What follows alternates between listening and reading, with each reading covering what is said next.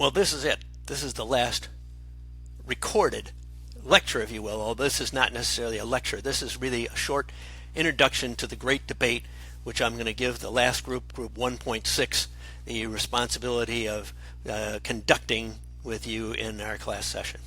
So we're going back, looking at this surface profit chain again. I'm not going to go through it again. We've already talked about this in terms of how we use internal service to develop the employee, which delivers the right service to the customer, and so on, leads to profitability.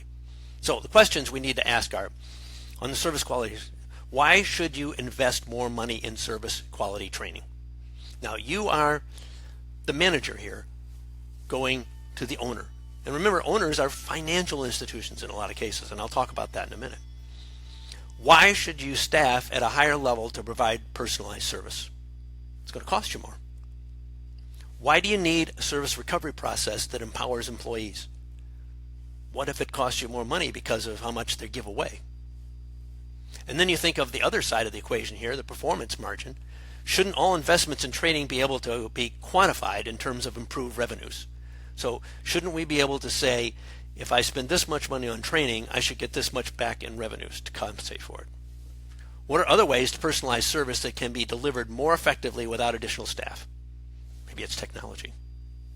What are the financial ramifications of giving employees more authority? So service quality versus performance margin. That's what we're looking at here. Service versus performance. So how do you convince management to invest in service quality?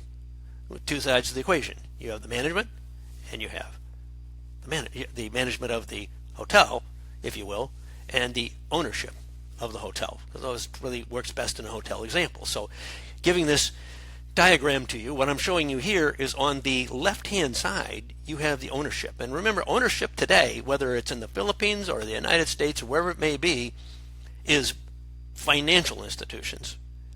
Real estate investment trusts, private equity firms, banks. That's basically who your typical owner is.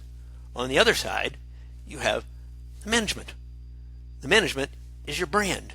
So ownership over here, you see some of those names, by the way, Pebblebrook, some of those are companies that own, they're not names over the hotel, but on the other side you see the brand, the Marriott, the Hilton, the Hyatt, or all their various brands. And this is a general manager, friend of mine actually, in San Francisco, the only female general manager of Nikko Hotels, if you will.